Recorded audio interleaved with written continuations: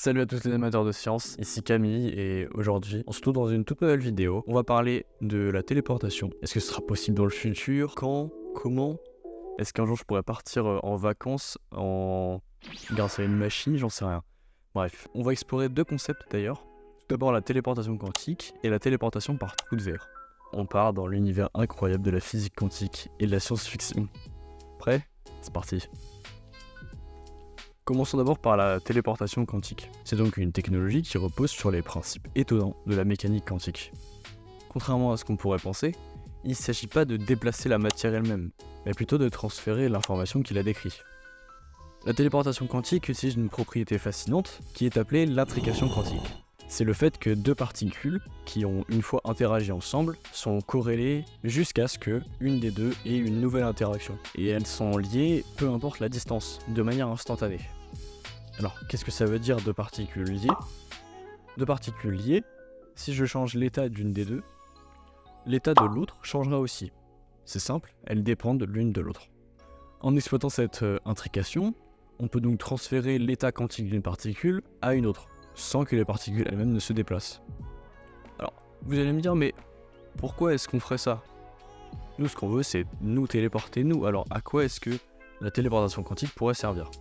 Et je vais vous répondre tout de suite. Mais d'abord, imaginez qu'on utilise des électrons à la place.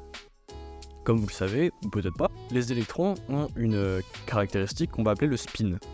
Il peut être soit up, donc haut, soit down, vers le bas. Donc on prend nos deux électrons, ils sont intriqués, enfin on va le dire quoi, ils sont intriqués. L'un a un spin vers le bas et l'autre un spin vers le haut. Si on change l'état d'un des spins, par exemple celui-là je le change, je le mets vers le bas, et ben l'autre va aussi changer, parce qu'ils sont intriqués comme je vous l'ai dit. Peu importe la distance, et encore une fois de manière instantanée. Cette propriété, elle nous permet d'imaginer des possibilités de téléporter des informations lourdes, comme des photos, des messages, en les traduisant en binaire.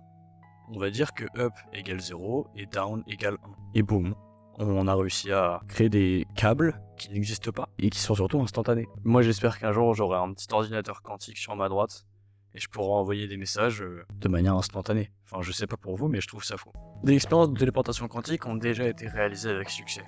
Les scientifiques chinois, par exemple, détiennent le record.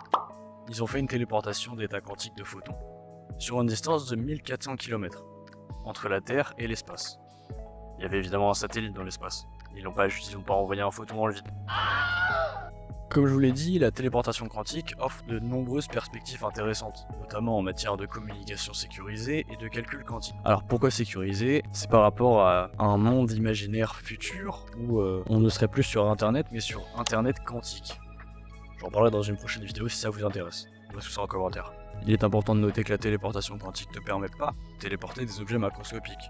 On l'a déjà dit, c'est que des informations. Pour cela, il faudrait qu'on exploite d'autres possibilités, comme la téléportation par les trous de verre. Et oui. Et donc, cette téléportation avec les trous de verre, qu'est-ce que c'est? La téléportation par trous de verre est un concept qui puise ses origines dans la célèbre théorie de la relativité générale d'Einstein.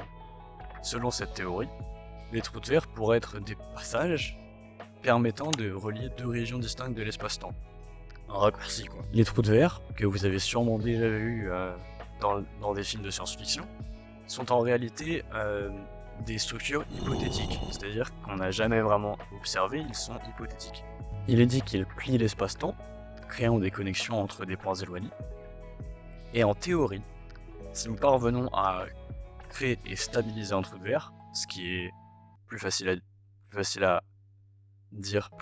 dire qu'à faire, voilà c'est ça, on pourrait l'utiliser pour voyager instantanément d'un endroit à un autre, même à travers de vastes distances ou même d'autres univers, pourquoi pas. Un scientifique, d'ailleurs, du nom de Amil Sali, a proposé un protocole révolutionnaire appelé la contreportation. Ce protocole permettrait de se téléporter sans utiliser de vecteurs d'information détectables. Le processus consisterait donc à créer un trou de verre local en laboratoire, à l'aide d'ordinateurs quantiques, beaucoup plus avancés que ceux que nous avons actuellement. Bon, malheureusement, la création et la stabilisation des trous de verre sont des défis colossaux. Ils nécessitent des quantités d'énergie considérables et une compréhension approfondie des lois de la physique. De plus, la nature exotique de la matière requise pour créer et maintenir les trous de verre reste encore largement inconnue. Il est donc assez peu probable que nous puissions nous aventurer dans un trou de verre pour partir en vacances de sitôt. Et oui, je suis désolé. Voilà. Nous avons exploré deux formes de téléportation assez fascinantes, la téléportation quantique et la téléportation par trou de verre. Ce que vous devez retenir de cette vidéo, c'est que la téléportation quantique nous offre la possibilité de transférer instantanément des informations quantiques, ouvrant la voie à des avancées majeures en matière de communication sécurisée et de calcul quantique. Quant à la téléportation par trou de verre, qui est dans un futur bien plus lointain, représente une perspective encore plus audacieuse, nous promettant des voyages instantanés à travers l'espace-temps. Cependant, il est important de garder à l'esprit que ces concepts, bien qu'excitants, restent des défis majeurs pour les scientifiques. La téléportation de macrosystèmes, c'est-à-dire d'êtres humains ou d'êtres vivants, des choses macroscopiques, reste encore largement au domaine de la science-fiction. Bref, c'est tout pour moi aujourd'hui. J'espère que cette vidéo vous a permis de mieux comprendre ces concepts complexes de la téléportation dans le futur. Si vous avez apprécié la vidéo, n'hésitez pas à laisser un petit like et à vous abonner à la chaîne, à mettre la cloche pour ne rien rater. Et surtout, checkez un petit peu l'onglet communauté. Je compte poster quelques trucs pour savoir les prochaines vidéos, ce genre de choses. Voilà.